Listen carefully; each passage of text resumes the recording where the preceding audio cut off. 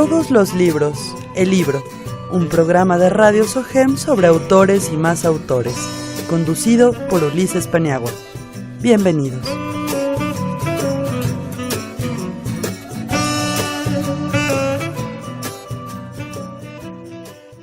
Hola, ¿qué tal, querido Radio Escucha? Mi nombre es Ulises Paniagua y envío hasta allí, donde quiera que estés, un abrazo de letras. Esta es una puerta sensorial hacia la literatura, un resquicio para que te permitas descansar entre libros, darte una tregua lejos de lo cotidiano. Este es un espacio para hablar de letras en medio de la confusión del mundo. Y hoy nos acompaña un invitado muy especial. Nos acompaña el escritor y también editor de Malpaís, Iván Cruz Osorio. Hola, Iván, Ulises. es un placer tenerte aquí en este programa. Muchas gracias por la invitación y pues ya estaremos comentando algunos aspectos de lo que publicamos y algo de nuestra obra también. Claro, pues este es Todos los libros, El Libro. Es tu casa cuando quieras regresar aquí, encantado. Muchísimas gracias. Y bueno, Iván es un escritor, poeta y editor al que aprecio mucho, porque además nos une el cariño hacia una figura muy importante de la literatura mexicana, que él conoció mucho más que yo, más a fondo, pero que es muy querido para escritores de nuestra generación. Sí, seguramente. Desde luego está ese cariño impresionante, ese cariño que en mucha gente, en la gente que conoció, en la gente que incluso ha leído sin conocerlo, es esa empatía que él provoca, ¿no?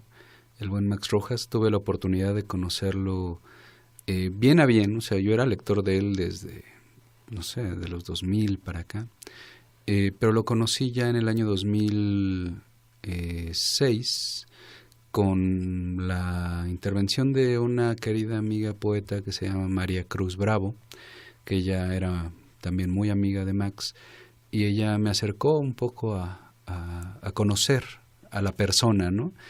Y a raíz de eso, en varias sesiones de café, de charlas de café, que con Max era el café o el tequila o el mezcal, ¿no? Y sus interminables cigarros, pudimos labrar una amistad pues muy entrañable realmente, ¿no? En muchos sentidos pude empatar como muchas búsquedas en el sentido de un camarada. En muchos sentidos teníamos estas ideas políticas similares, ideas editoriales. Él también fue editor, corrector de estilo, librero y bibliotecario, incluso el buen Max. Que tú lo conocías de esa manera, incluso no podrías identificarlo inmediatamente con el poeta, ¿no? Creo que Max siempre jugaba con este aspecto de que él tenía gemelos, ¿no? Y él siempre le achacaba a alguien más esa labor de escritor, ¿no? Excelente. Max Rojas lo publica Ediciones Malpaís en un prácticamente, bueno, iba a decir toda la obra, pero miento porque faltaría Cuerpos, sí. un poemario larguísimo, extenso, muy sí. bueno. Y bueno,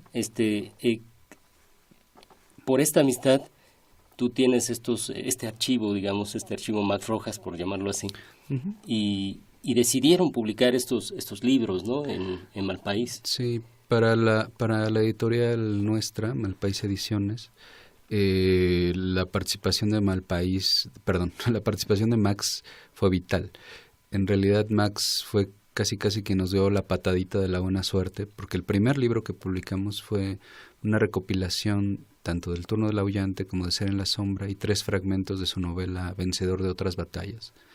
Ese conjunto lo nombramos Obra Primera, 1958, que es el primer poema fechado del libro, en 1986, que es el momento en que se publicó Ser en la Sombra, ¿no? Su segundo poemario. Entonces cerramos ahí en esas fechas esa obra primera. Publicamos ese libro en el año 2012, corrió con mucho éxito, fueron 500 ejemplares nada más y pues se agotó en un lapso de un año. Entonces fue para nosotros bastante venturoso ese inicio como editorial y ahora, en el año 2017, hace unos meses, publicamos lo que nombramos Archivo Max Rojas. El Archivo Max Rojas está integrada por Ser en la Sombra, El Turno del Aullante y un apéndice crítico. Son 3 plaquettes que volvimos a publicar en los formatos originales que Max los había publicado para celebrar los 40 años del Turno del Aullante, 35 de Ser en la Sombra, y el apéndice crítico en realidad es un ensayo de María Cruz Bravo sobre Ser en la Sombra, y un ensayo del Turno del Aullante de mi autoría, y 2 cartas, una de Cintio Vitier y otra de Fina García Marrús, hablando del Turno del Aullante, ¿no? De estos poetas cubanos tan notables, ¿no? Tan renombrados. Entonces es este archivo Max Rojas, y se acompaña de una postal con la imagen de Max, ¿no? Que es esta idea de enviar como una especie de envío postal a alguien, ¿no? Con estos libritos. Este era el concepto editorial. Y de alguna forma es el archivo Max Rojas, que es una colección que abre Malpaís, se inaugura con la idea de publicar la obra completa de Max, incluyendo cuerpos, incluyendo la novela inédita, aunque solo ha sido publicada por fragmentos, que se llama Vencedores de otras batallas, ¿no? Excelente. Pues podemos leer un poco me gustaría que empezáramos por El Turno del Aullante, que es para mí es, en mi opinión, un poema clásico ya de la literatura mexicana, a la altura de los mejores poemas de la poesía mexicana del siglo XX. Yo coincido totalmente. Sí. Yo creo que hay una inventiva muy enraizada en el coloquialismo mexicano. Yo en mi ensayo hablaba de una especie de barroco del barrio, porque Max inmediatamente se identifica con el habla popular y crea una especie de lenguaje en que parece que se está tropiece con palabras como chingadazo, chingar, etcétera, una serie incluso de palabras, de groserías, etcétera, muy del habla común, muy del habla de la calle, de los barrios. Sin embargo, crea un discurso muy consecuente, muy coherente, y un poema y un tipo de poesía por lo mismo dificilísima de copiar, ¿no? O sea, porque ya tiene un sello brutalmente establecido. No sé si quieres que lea... No, por favor. Lea un adelante. fragmento, Sí. o algo así. Leeré el poema 10 del Turno del Aullante. Caidal, mi pinche extrañación vino de golpe, a balbucir sepa qué tantas pendejadas. Venía disque a escombrar lo que el almaje me horadaba, y a tientas tentoneó para encontrarse un agujero de tal tamaño, que en su adentro mi agujereaje y yo no dábamos no pie, sino siquiera mentábamos finar, de donde a rastras pudiera retacharse nuestro aullido. Eso es lo que me queda, dije, de tanta extrañación como he tenido, un hueco nada más, y ya me crujo del tanto temblequear, de que ese hueco del mucho adolorar se me deshueque, y ya ni hueco en que caer tengamos, ni mi agujero ni mi yo, tan deshuecado, invertebral volvido, que ni a madrazos mi almaraje quiera ponerse a recoger su trocerío. Caidal mi pinche extrañación se fue de golpe, luego de extremanunciar sepa qué tantas pendejadas. No le entendí ni madres de todo lo que dijo, pero sentí que era de cosas que desgracian. A buena hora se te ocurre, dije, venirme a jorobar con lo pasado, cuando que a puro ferretear me atasco el alma. Si no fuera por tanto pinche clavo que me clavo, ya ni memoria ni aulladar tendría. A mí de sopetón una mujer me destazó en lo frío, y desde entonces a puro pinche ardor me estoy enfriando. Ni lumbre en el final del almaraje y sus trocitos queda, y solo el agujero está y estamos dentro, mi esqueletada y yo y mis agujeros, a trompicones tentaleando fondo, para por fin tener donde aventar el alma y de una vez echar la moridera. Pues ahí tienen, esto es un fragmento de la poesía de Max Rojas, Max, el primer poemario de Max es Ser en la sombra, ¿no? Es El turno del aullante. El turno del aullante, sí, es verdad. Y después aparece Ser en la sombra, efectivamente. Que ya tiene una temática similar, pero muy minimalista, ¿no? Sí, ya cambia un poco su estilo. Sí, esta idea de este barroco, estas aliteraciones que de repente parece que el lenguaje va como una especie de vía de baches, pero crea un discurso fortísimo, va creando un discurso fortísimo y que se va encabalgando de forma brusca, salvaje. Ya no existe en Ser en la sombra. Ser en la sombra es un libro que Max escribe, me comentaba, en los tranvías, en 1975, y que tendría enlatado hasta 1986, que se lo publica Claves Latinoamericanas, y su amigo, un ex pastor metodista que formó Claves Latinoamericanas, la editorial, se lo publicó ahí mismo, y sería hasta 1986, pasarían 11 años para que publicara ese librito que, como él decía, son libros raquíticos, ¿no? Porque en realidad no pasan de las 50 o 40 cuartillas. Sobre todo Ser en la sombra, es un libro muy pequeño. Claro, pero yo siempre he pensado que un poemario tiene la extensión que debe tener. Y eso habla también mucho de que Max Rojas no era un artista, era un poeta, artista en toda la extensión de la palabra, que no cedía a los caprichos editoriales, comerciales, ¿no? Exacto. Sí, totalmente de acuerdo. Bueno, finalmente él venía de una formación comunista, sus padres eran incluso comunistas estalinistas, ¿no? Venían de la Tercera Internacional, y venían de una línea dura. Max se crece en ese ambiente, viendo a célebres y anónimos rojos deambular en su casa, ¿no? Desde Efraín Huerta, José Revueltas, y Sergio Pitol, por ejemplo. Hay una pléyade de cubanos, porque la mamá de Max era cubana. Caridad Proenza venía de Cuba, ella venía huyendo de la dictadura de Machado, un dictador anterior a Batista en Cuba. Ella huyó y se refugió en México. Entonces tenía este asunto de la intelectualidad cubana también muy cerca.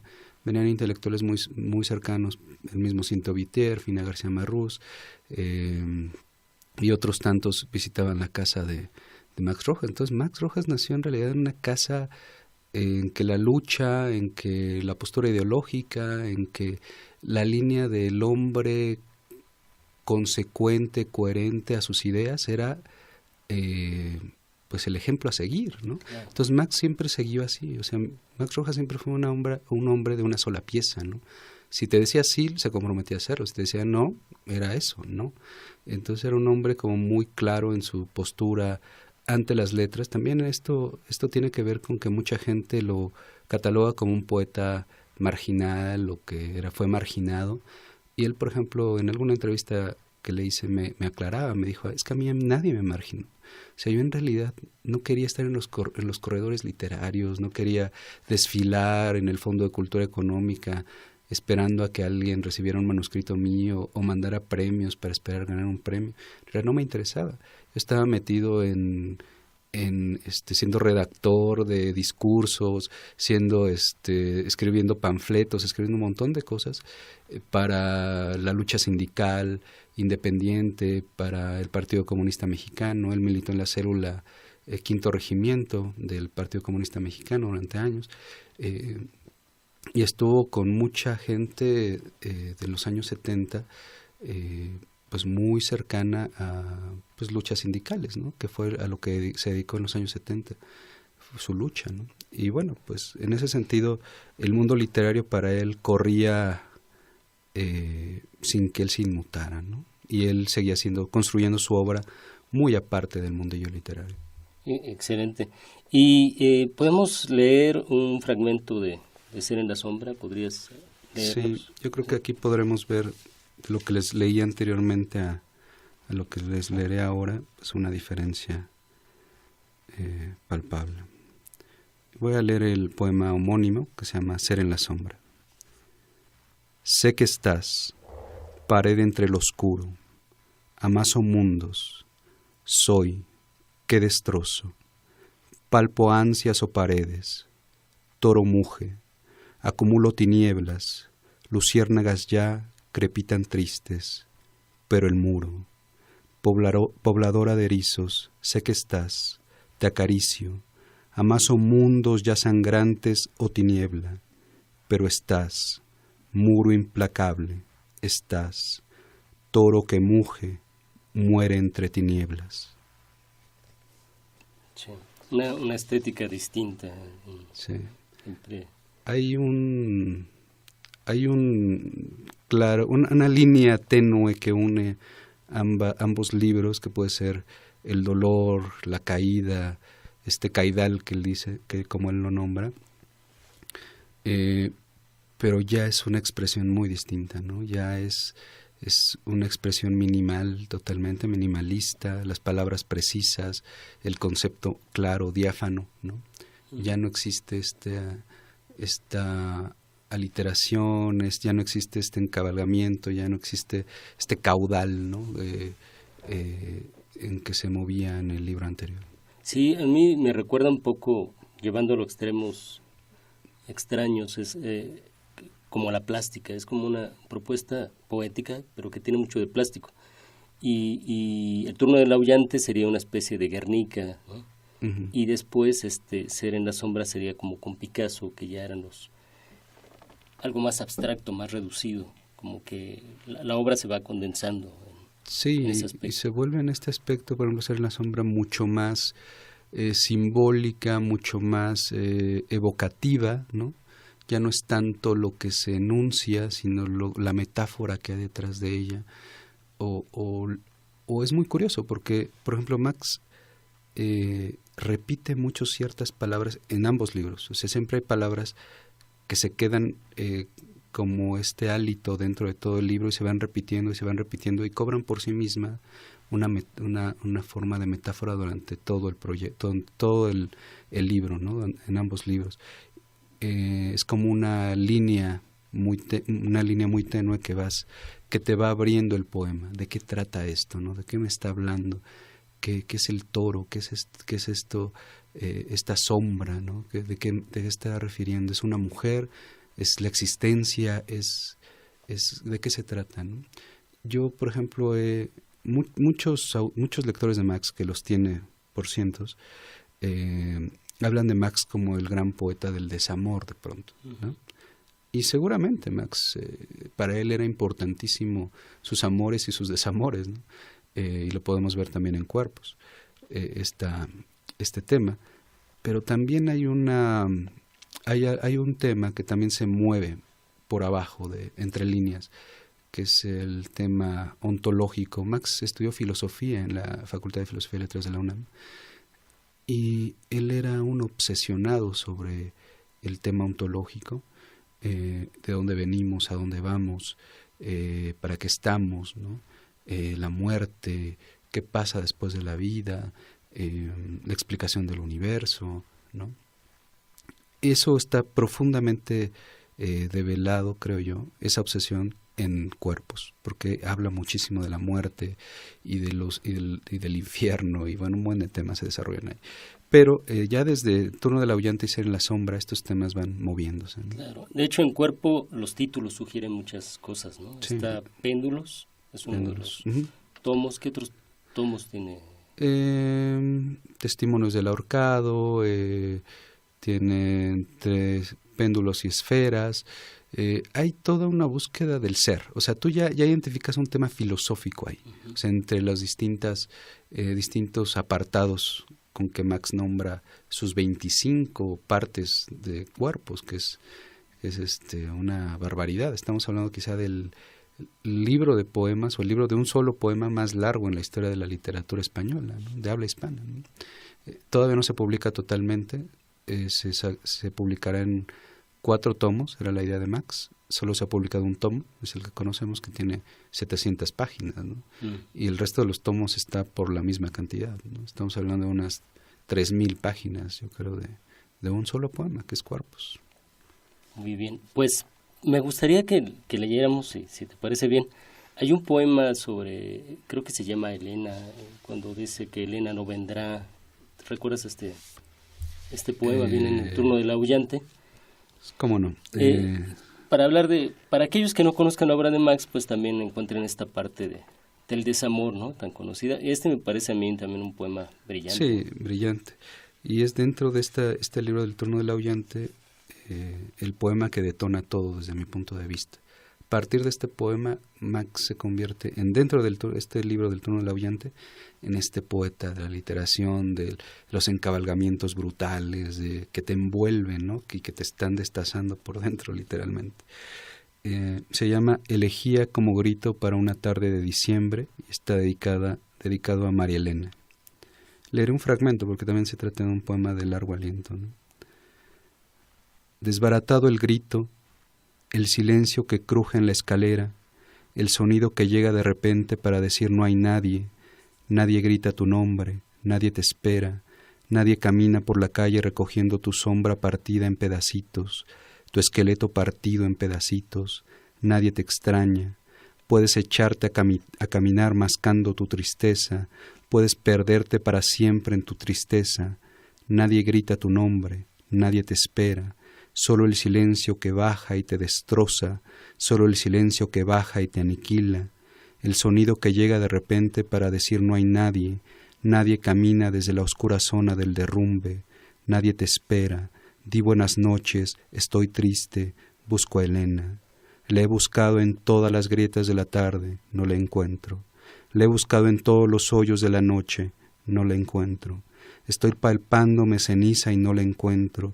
Busco a Elena, no vendrá nunca, dile que venga, no vendrá nunca, llámala hasta que el musgo te nazca en la garganta, llámala hasta que tu garganta sea de musgo, no vendrá nunca, di su nombre, repítelo hasta que la lengua se te caiga, repítelo hasta que los dientes se te caigan, no vendrá nunca, solo el silencio que cruje en la escalera te acompaña, el sonido que llega de repente para decir no hay nadie, nadie te espera, di buenas noches, tengo miedo, busco a Elena, puedes echarte a caminar buscando tu tristeza, puedes perderte para siempre en tu tristeza, no vendrá Elena nunca, di su nombre, graba en la noche su perfil de sombra, su rostro de neblina, su cuerpo sepultado en caracoles, di su nombre, repítelo hasta que los dientes se te crujan, clávalo en tu memoria como una enredadera de moluscos, di su nombre, guárdalo casi nada que te queda, el último sollozo, el recuerdo como una abandonada calavera, el llanto en pedacitos, pregunta por Elena, desbaratado el grito, desbaratados tú y tu sombra que se hunden bajo el grito crujiendo en la escalera, el sonido que llega de repente para decir no hay nadie, solo tu soledad que llega crujiendo en la escalera, no está Elena, besa la oscura zona de sus labios, no está Elena, muerde su sombra fría, no vendrá nunca Elena, seguirás esperando, seguirás caminando su oquedad con los dedos, seguirás consumiéndote en tu furia, no vendrá Elena nunca, recoge tu tristeza, envuélvela en su grito, dile que busca a Elena por las calles, dile que llama a Elena en las esquinas, no vendrá nunca, seguirás esperando, seguirás caminando los muros de la noche, seguirás destrozando las paredes del sueño. Pues tremendo ritmo, el poema tiene un tremendo ritmo. Y bueno, pues aprovechando este tema del desamor, ha llegado el momento de una pequeña pausa, si me lo permites, Iván, para dar paso al delicioso lenguaje de la música, y los invito a deleitar los oídos con un poco de trova. Hoy toca el turno a la canción número 6, que se llama Borrador, del disco de Alex Mariñe, que un cantautor mexicano. El disco se llama Un solitario más, y vamos a escuchar la canción número 6 de este disco.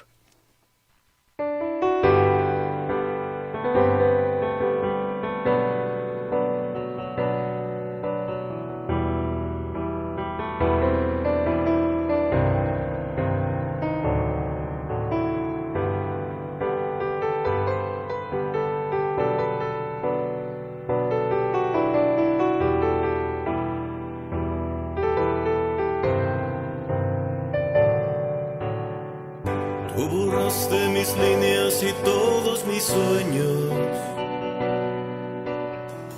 y con dolo pusiste un punto final. Tus poemas ahora tendrán nuevos dueños,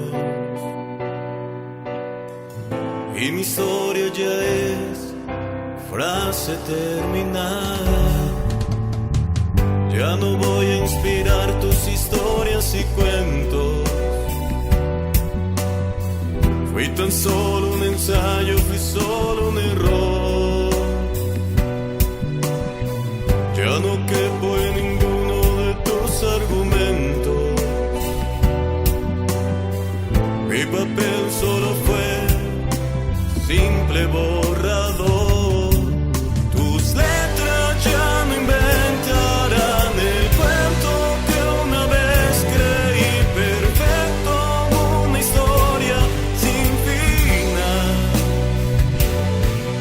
Espero solamente que te asalte de repente algún verso que este loco te escribió.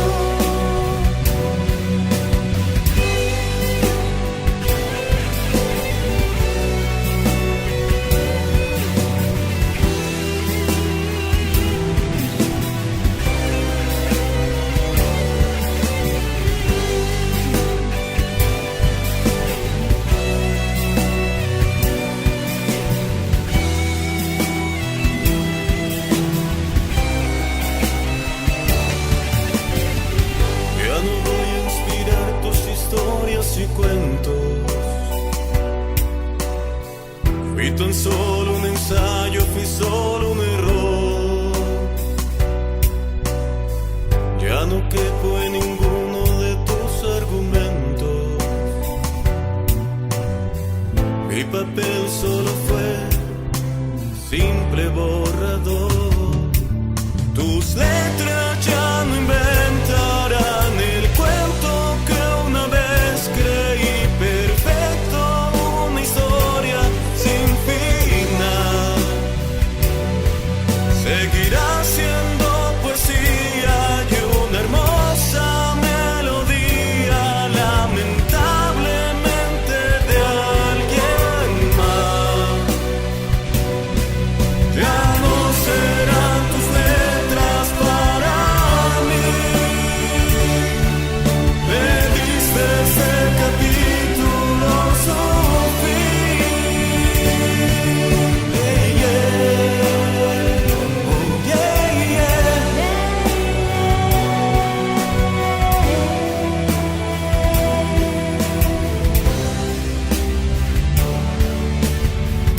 Borraste mis líneas y todos mis sueños.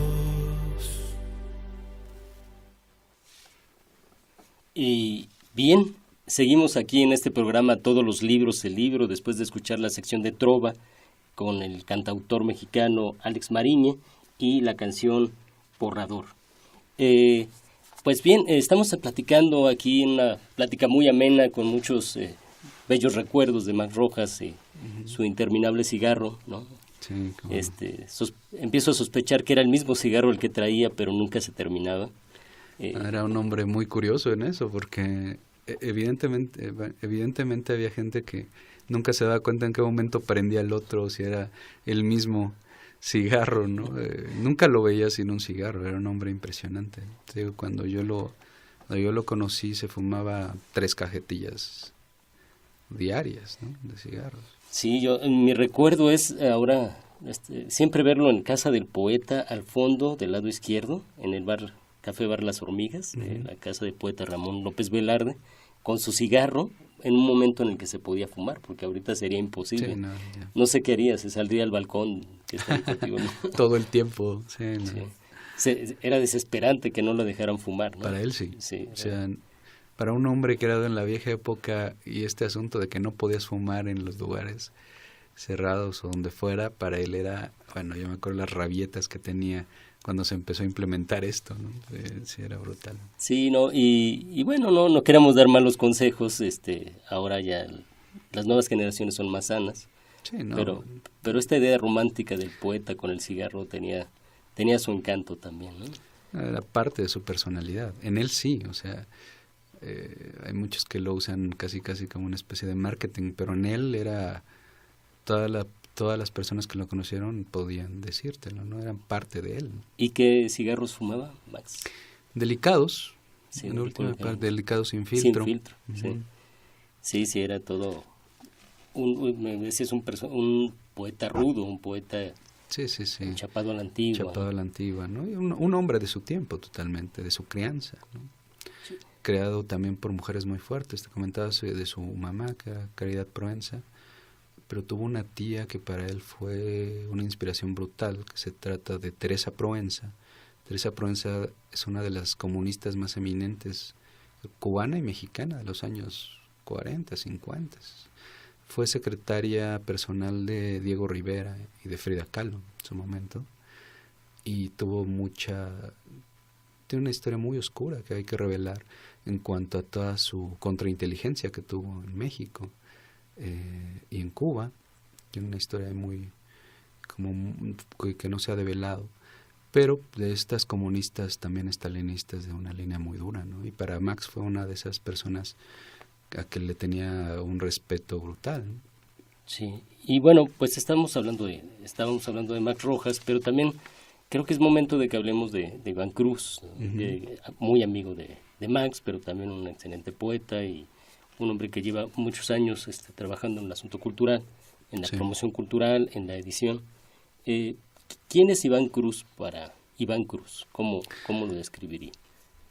Pues sobre todo yo creo que como un trabajador de la palabra, y trabajador en el sentido obrero, ¿no? O sea, siempre me he considerado una especie de gestor de espacios para la palabra, un gestor de publicaciones, un gestor de ideas, de conceptos, para seguir dándole continuidad a la palabra, pero un tipo de palabra que tenga mayormente, no únicamente, sino mayormente un contenido social, un contenido político que se acerque a esos temas, que procure no solamente hacernos escuchar, sino nos procure también despertar, ¿no? En ese sentido, pues yo creo que por eso mi afinidad con estos autores que tienen esta formación comunista o anarquista, ¿no? Como ya nombramos a Max Rojas, evidentemente, pero gente como Roberto López Moreno, ¿no? También ex militante comunista, o José Vicente Anaya, de una posición política anarquista, todo ese tipo de personas, o Saúl Ibargoyen, ¿no? Tan querido por nosotros, también en esta postura de izquierda también muy fuerte. Claro, y además son excelentes poetas todos ellos, Claro. y ensayistas, ¿no? Vicente Anaya también con los ensayos. Y tu línea de poesía, ¿tú concebes la poesía así como un resultado también de esta experiencia? Yo creo que sí. Quizá mi línea se vuelca hacia, yo no querría decir una poesía política o una poesía social dentro de esas categorizaciones a priori que existen, ¿no? Durante los años ha habido, sino una poesía más cercana a lo que nombraba César Vallejo, ¿no? En sus poemas humanos. Okay. O sea, lo que yo miro y lo que yo estoy viendo, aunque sea el desgarramiento de nuestro ser humano, nuestro ser como humano, es lo que yo he hallado como tema para mi obra lírica. Y en ese sentido pues lo he llevado desde mi primer libro, que fue Tiempo de Guernica, que se publicó en 2005, mi segundo libro, que es Contracanto, en 2010, que se publicó en 2010, que por ejemplo ahí es una búsqueda por nuestras raíces de latinoamericanas, por estos héroes latinoamericanos que tuvimos, y su lado humano también, ¿no? Y ahora un libro que está a punto de salir, que es mi tercer libro de poesía, que se llama Dogma, que es como una especie de, pues como de exploración y de enfrentarme a mí mismo en este ser ideológico y empezar a desplumarme en ese aspecto, ¿no? Es quitarme muchas cosas de encima. Y es un libro que es muy interesante, cuando salga nuestra padre venirte a contar no, de él, pero por favor. Y leerte algo de ese libro, porque se me hace un libro muy muy interesante. No, pues estabas invitadísimo, ya lo vamos programando. Pues vamos a leer unos textos de, tú dinos cuáles. Para empezar, yo creo que quisiera leerte algo del... Bueno, para no dejarlos en ascuas, yo creo que podríamos leer algo de este libro Dogma, que está por salir, para darles una primicia de esto. Y bueno, también leeré... se trata de un solo poema, ¿no? Pero leeré un fragmento de él. Dice: puedo ser un Robinson que comienza a despertar y mira frente a los espejuelos desaparecer al nuevo mundo. Los siglos se balancean en un cálculo fúnebre. El último hombre se desvanece ante la indiferencia de los astros y su aritmética trágica 3.141592. Todo es pequeño e incontestable. Todas las células, todos los caudillos agonizan sin remedio. Los telescopios han perdido su órbita. El dolor seguirá girando sobre su eje hasta desplazar el Sol y los planetas. Todo ocurre como una revelación freudiana. Las artillerías bolcheviques cantan sobre un horizonte difunto. La revolución se ha roto como un maleficio. Se camina a solas la exacta latitud de la vida. No hay quien tome tu mano de siglo XXI. La civilización, los saltimbanquis, los sindicalistas, todo ha muerto y se llama Nueva York. Mira el basurero llamado Nueva York. Un mundo muerto me da los buenos días y yo asiento y pido auxilio y me conmuevo, porque solo permanece el vacío, la sensación de que todo es blanco e interminable, de que somos objetos que mugen su ruido oscuro, su escalofrío vastísimo, el sentimiento de que lo inútil domina todo. This is St. Lawrence Avenue. The next stop is Morrison Avenue, Soundview. Ese momento que no te pertenece y sin embargo has congelado como una mancha en la mirada. Un recuerdo que hemos forjado juntos y que no es recuerdo, sino lo imaginado, que nada tiene que ver contigo, pero debemos creerlo nuestro, como la última imagen de un moribundo. Tu mirada fija en la ventanilla del tren que se arroja a la estación. Puedo escucharte frente a algo remotísimo que parece tu hija muerta rodando por las escaleras. Balbucea su nombre sin terminar de decirlo. Si hubieras llegado en el momento exacto, pero eres incapaz de verte en el recuerdo de un muerto. El mole negro suena a ajonjolí, a hombros proletarizados de cacao y piñas igualitarias. Mi madre sin tierra heroiniza el chile motuleño, tatema el ancho y el pasilla contra los ensopilotados hambristas del mercado. This is Morrison Avenue, Soundview. The next stop is Elder Avenue. Dicen que solo los difuntos recordaron lo sucedido. Dicen que tu sombra sonaba una procesión de vidrios rotos, pero nadie evocó aquello que te niegas a admitir. Nadie tenía presente si regresabas y al poco tiempo ya no importó, pero se supo que un agrio hálito de astillas se venía abajo entre los árboles. Estabas solo y no oías, o a saber si un barullo quedó en tu oído, pero tu beso no significaba lo mismo que su beso. ¿No la amabas? No lo sabemos, pero un cristal roto entró en la frialdad de tu mano y unos vidriecitos empezaron a barbullar entre tus dientes.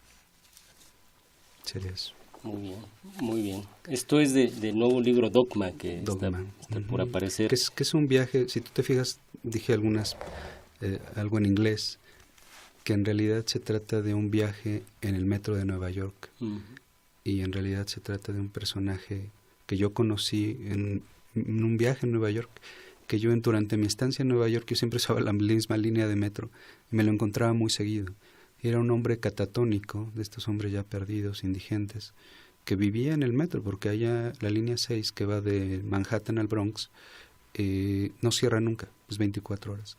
Entonces muchos indigentes vivían en el subterráneo, o sea, se subían al tren o se quedaban en las estaciones, porque ahí, yo fui en invierno, porque ahí hacía calor, ¿no? Entonces estar arriba donde estaba el frío, pues se metían mejor a los vagones o en las estaciones subterráneas. Entonces yo conocí a este hombre catatónico que siempre repetía las mismas cosas.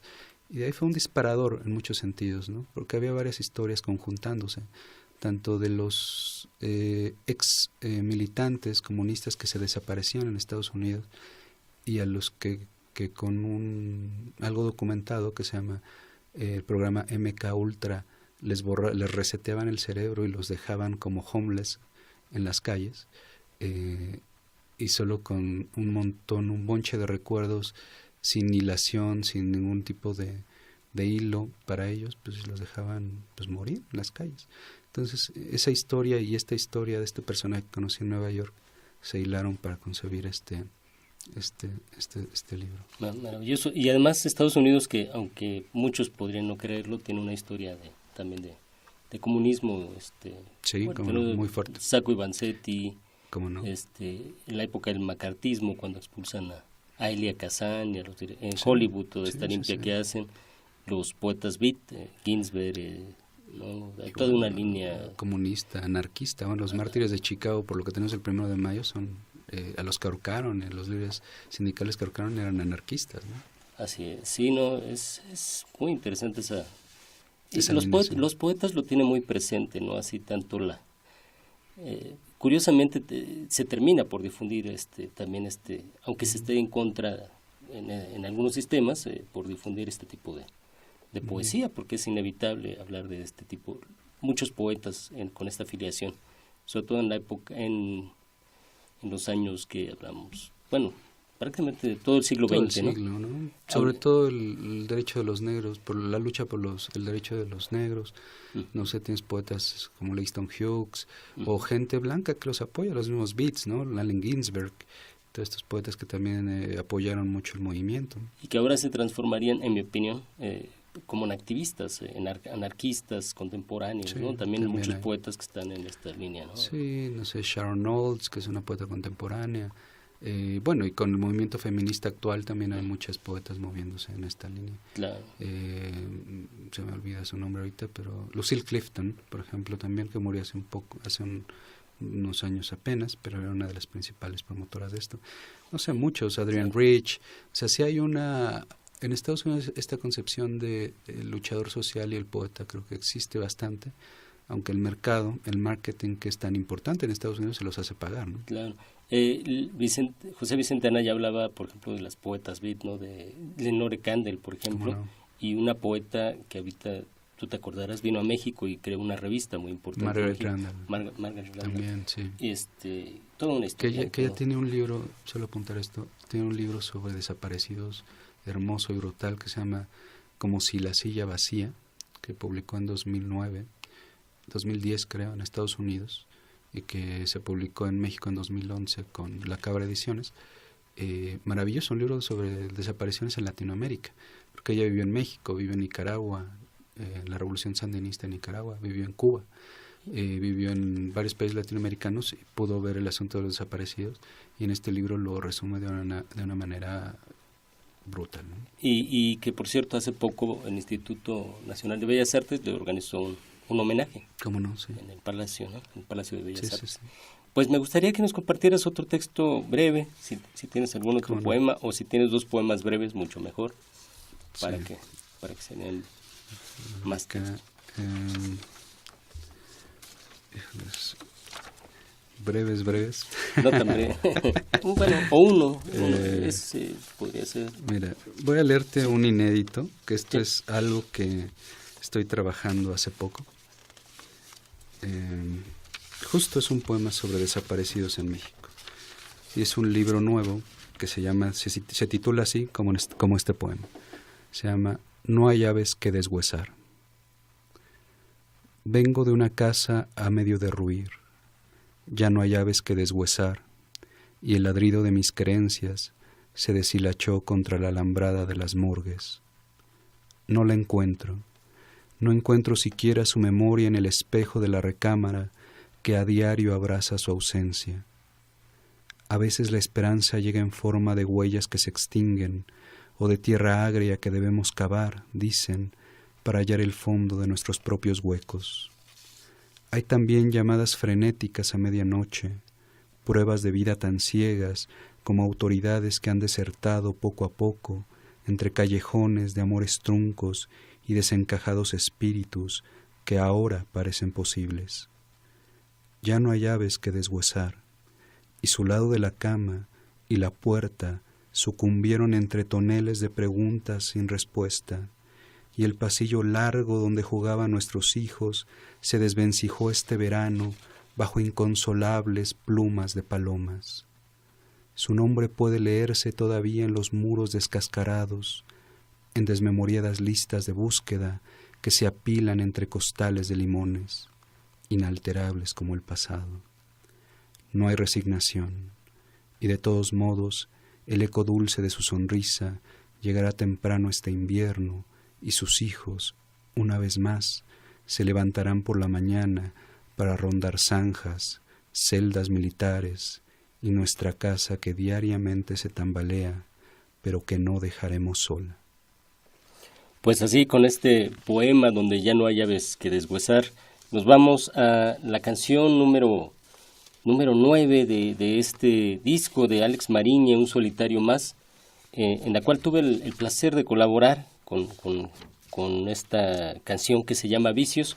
Vamos a escuchar la canción número 9, Vicios, del cantautor mexicano Alex Mariña.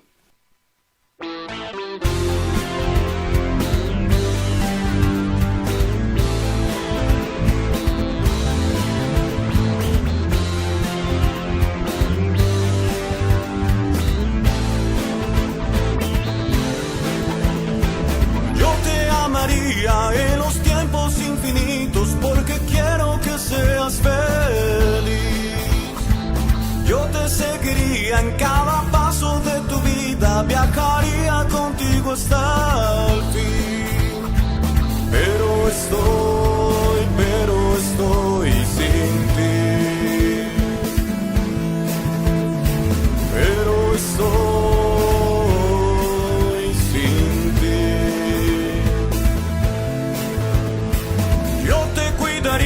de los miedos más profundos que intimiden a tu corazón.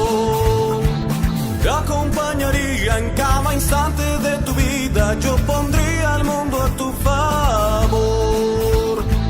Pero estoy sin ti. Pero estoy sin ti.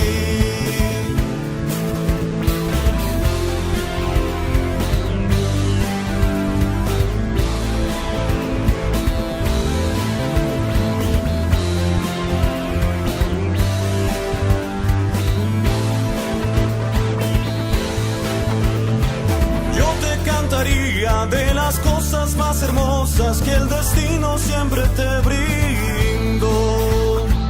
Yo te escribiría la poesía que descifre el misterio que hay en tu mirar. La soledad amarga mi tranquilidad. La soledad ocupa el sitio donde tú no estás, donde tú debes estar.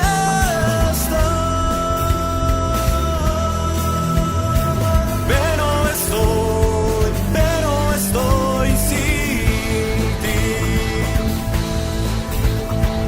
Pero estoy sin ti.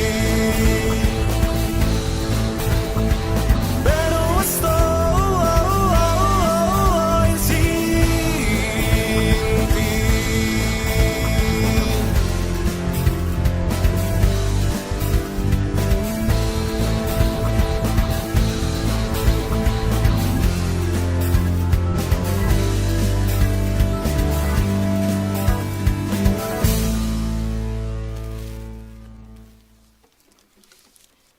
Bueno, pues estamos por terminar este programa Todos los libros, el libro, y hoy hemos contado con la presencia de un gran invitado, Iván Cruz Osorio.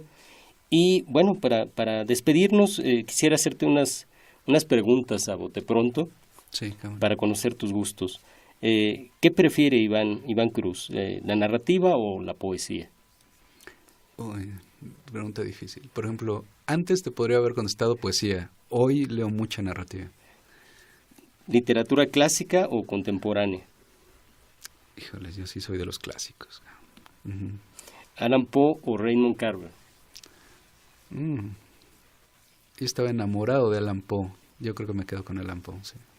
¿Octavio Paz o Efraín Huerta? Huertista a muerte. Yo sí soy de esos. Excelente.